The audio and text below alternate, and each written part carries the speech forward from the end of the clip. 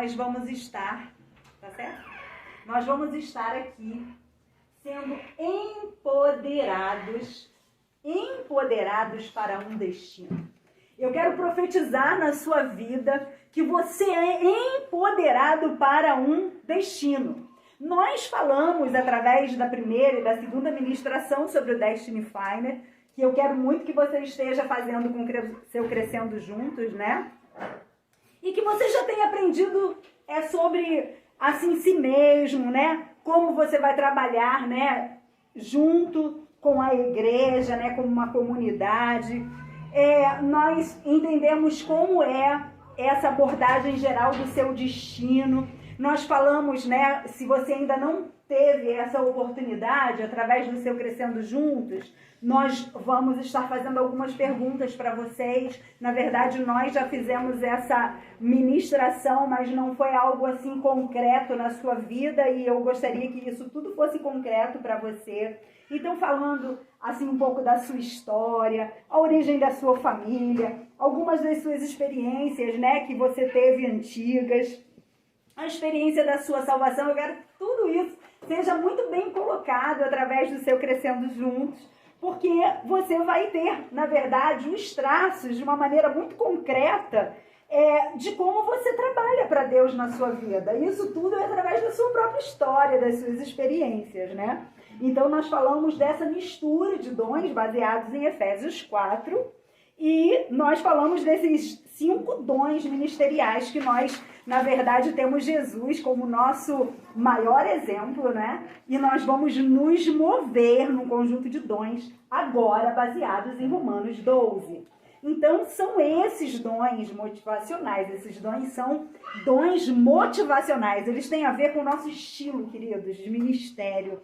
Eles têm, assim, na verdade, não é necessariamente o que nós fazemos na igreja, por exemplo, mas tem muito a ver com o nosso jeito de ser, a maneira com que nós fazemos, né, o que nós fazemos, né? Então, esse dom ministerial tem a ver com isso. E isso nos afeta, isso afeta a nós, é a forma com que nós enxergamos a nossa vida, é a forma com que nós servimos as pessoas através do nosso dom ministerial. Agora nós vamos ler Romanos 12, de 1 a 5. Vira para lá. Para o seu pai. Romanos 12, de 1 a 5. Portanto, meus irmãos, por causa da grande misericórdia divina, peço que vocês se ofereçam completamente a Deus, como um sacrifício vivo, dedicado ao seu serviço e agradável a Ele. Esta é a verdadeira adoração que vocês devem oferecer a Deus. Não vivam como vivem as pessoas deste mundo, mas deixem que Deus os transforme por meio de uma completa mudança da mente de vocês. Assim vocês conhecerão a vontade de Deus, isto é, aquilo que é bom, perfeito e agradável a Ele. Por causa da bondade de Deus para comigo, me chamando para ser apóstolo, eu digo a todos vocês que não se achem melhores do que realmente são. Pelo contrário, pense com humildade a respeito de vocês mesmos, e cada um julgue a si mesmo, conforme a fé que Deus lhe deu.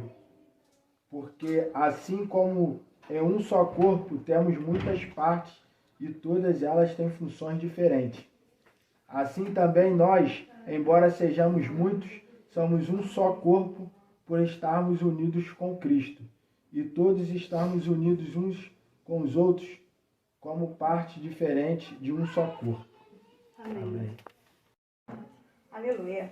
Então, Romanos é a base de tudo que temos falado. Na verdade, se você ler todo o livro de Romanos, você vai entender em termos de salvação, em termos de criação. E a única resposta razoável para o que nós estamos falando aqui, quando nós falamos especialmente de Romanos 12, de 1 a 5, é que o Senhor está falando para nós assim: apresente os seus corpos em sacrifício vivo.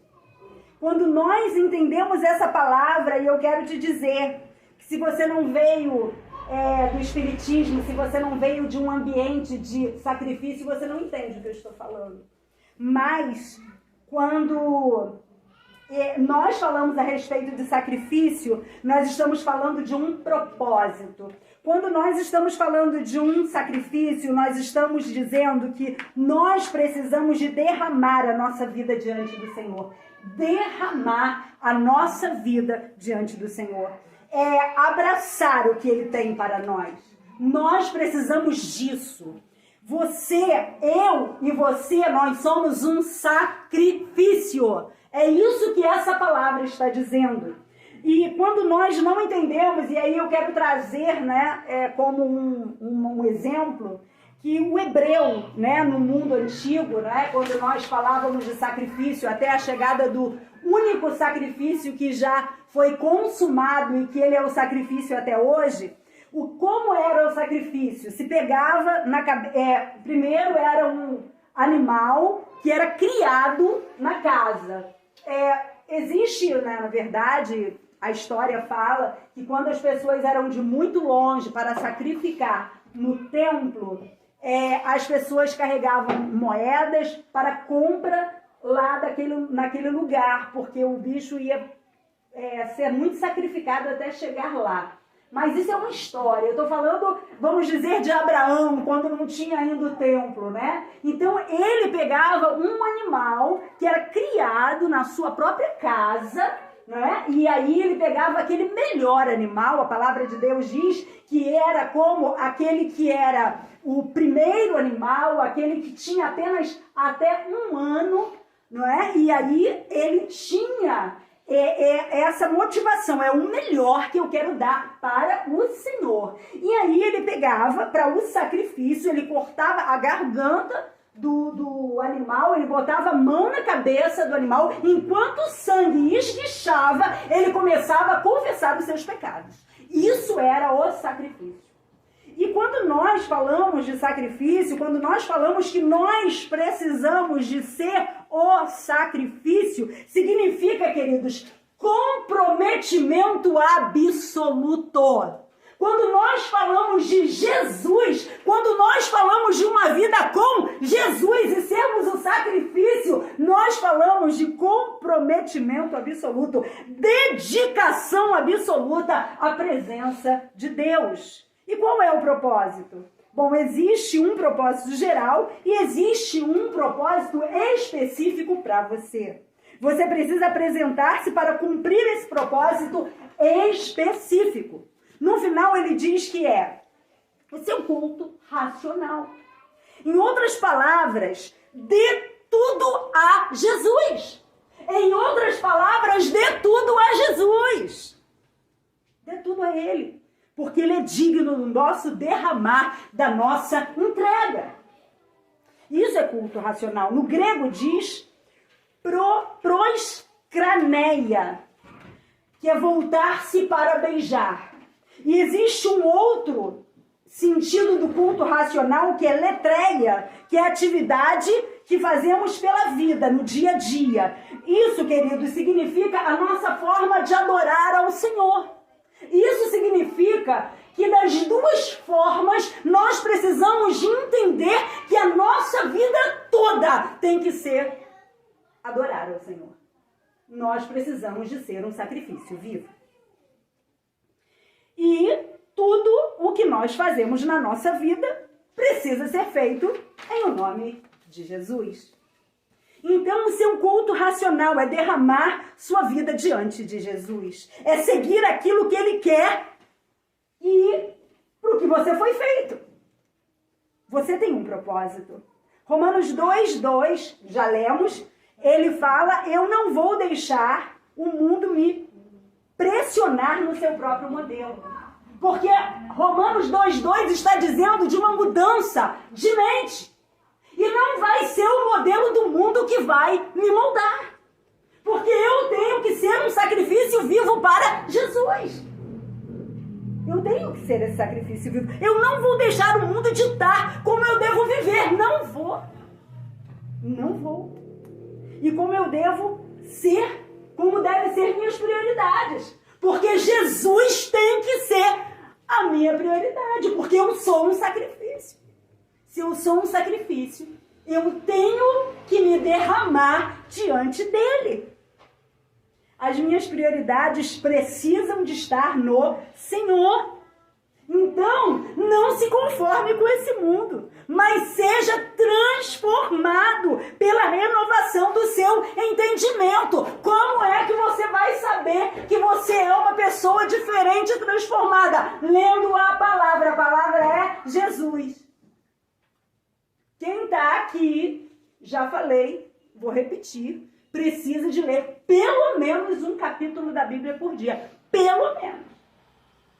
Eu tenho, o meu hábito é ler o livro de Provérbios todos os dias, de acordo com o dia do mês, e eu leio 3 capítulos da Bíblia, que a pastora. Se você não consegue fazer assim, essa é a minha dica, né? Para você, você vai ler ela em um ano. Se você não consegue ler assim, começa a ler Gênesis e Apocalipse. Um capítulo, porque você vai ler a Bíblia toda, não fique com pressa. Um dia você vai acabar, mas você vai ler ela toda. E aí, pastora, muito estranho, aí tem coisas que eu não entendo. Não tem problema, queridos, porque existe um livro, ele é o livro da genealogia, 1 Crônicas.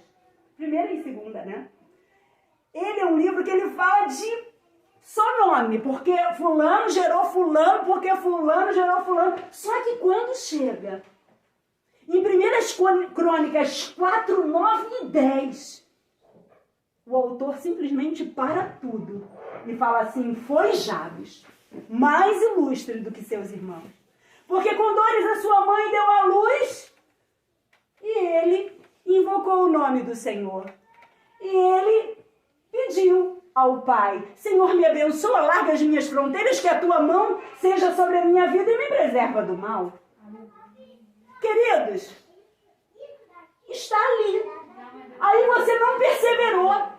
Você não perseverou para ler nome por nome até chegar no capítulo 4. Pastora, e o Senhor atendeu a oração. E o Senhor ouviu a oração de Jabes. Mas o que eu quero colocar para você é: você, se estiver comendo feijão da tua mãe, isso quem falou para mim foi um conselheiro, que um dia eu falei assim: caramba, vou ter que ficar lendo 1 Crônicas. Aí ele falou assim: se você estiver comendo feijão da tua mãe e tiver uma pedra, o que que você faz? Eu como.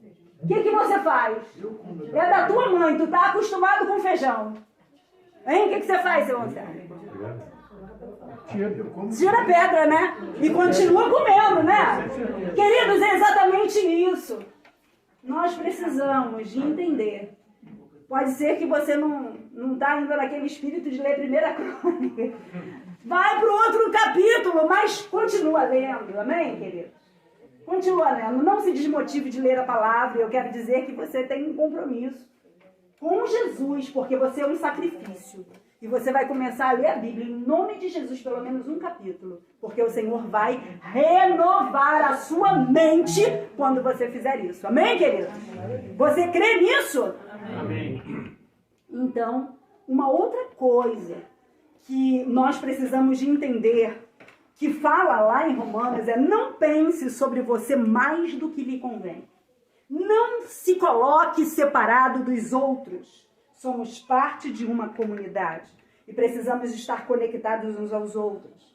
Então nós não podemos estar separados. A palavra de Deus diz em Provérbios que contra o solitário insurge-se a verdadeira sabedoria.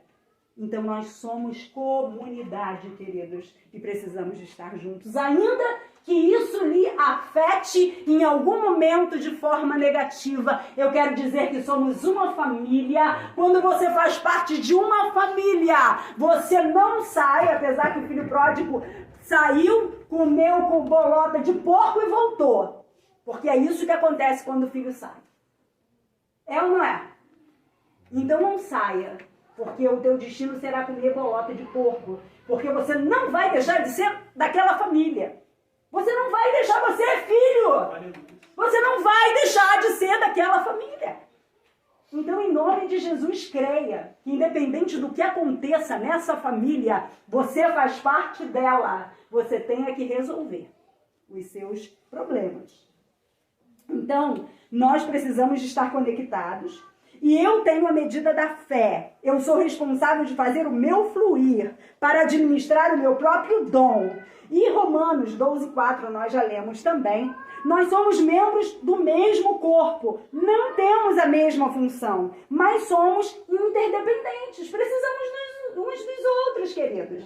Nós não podemos seguir sozinhos. A igreja, a família não é carreira solo, é coral. É um dando o tom e um aperfeiçoando o outro. E Romanos 12:5 diz, mas sendo muitos, somos o corpo de Cristo. Isso tudo já foi lido, né? Pelo Anderson. Eu preciso de você para me completar. Você precisa de mim para eu poder completar você. Isso se chama interdependência. Agora nós vamos ler Romanos 12:6. Não precisa desligar não, só virar para cá. Romanos 12:6. Pode fazer? Pode? Peraí. Já foi? Vai. Romanos 12:6.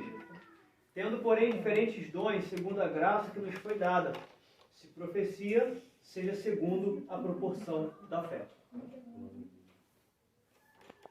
Continua lendo, porque eu acho que tem todos os dons, né? Se ministério, dediquemo-nos ao ministério. Ou o que ensina, esmere-se no fazê-lo. Ou o que exorta, faça-o com dedicação. O que contribui, com liberalidade. O que preside, com diligência.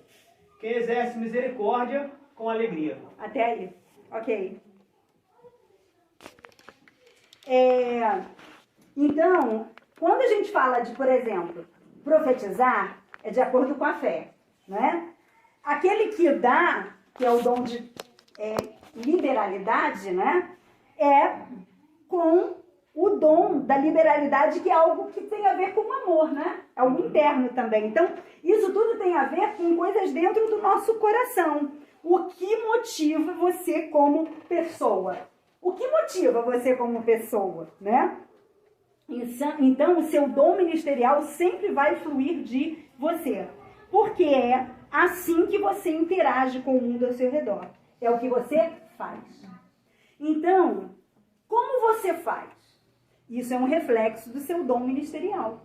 É a combinação dele. E, normalmente, nós não temos só um dom ministerial. Mas tem um dom que é mais forte em nós. Tem um dom que é mais, assim, evidente em nós.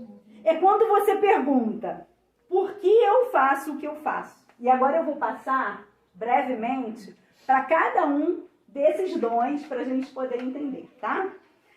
O dom profético, ele é um dom motivacional, ele é perceptor. Ele percebe, ele consegue entender o que vai acontecer, né? Então, no grego é profete. É a maneira como você vê o mundo, e você vê o mundo com os olhos de Jesus. É de acordo com a medida da fé, queridos. E esse dom é muito interessante, porque o profético é preto no branco. O profético é certo e errado. Sabe, aquela coisa assim, ele tá vendo que tá errado e acabou. Sabe? É o profético. Né? É aquele temperamento profético que vai ter, é justiça ou é injustiça. Né? É retidão ou é mundanismo. Pro profético, o que é mundo, o que é retidão é retidão. Sabe? Aquela coisa assim é diferente um do outro, não dá para misturar não. Né? E ele consegue perceber o que está acontecendo. É muito forte isso no profético. Agora, presta bem atenção que eu vou falar, porque eu vou falar as coisas boas, mas eu vou falar também aquilo que pode fazer você se destoar da vontade do Pai. Queridos, mais uma vez, eu vou lembrar para você que nós precisamos de crescer juntos. Nós não podemos ficar sós. Porque quando nós crescemos juntos, nós somos aperfeiçoados. Vai haver a correção, vai haver a edificação. Então, em nome de Jesus, tudo que nós fazemos, Se nós não formos aperfeiçoados através dos conselhos, nós podemos estar agindo com imaturidade.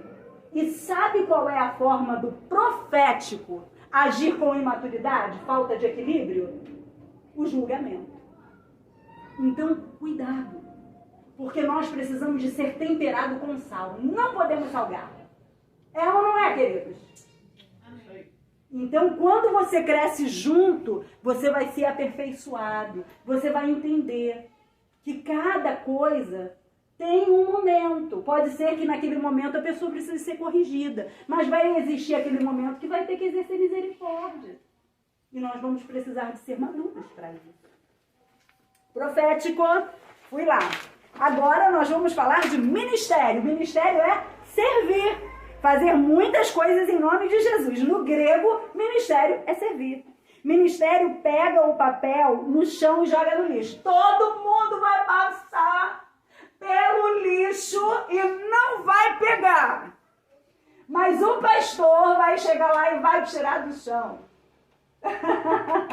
Por quê? Porque é um ministério de serviço.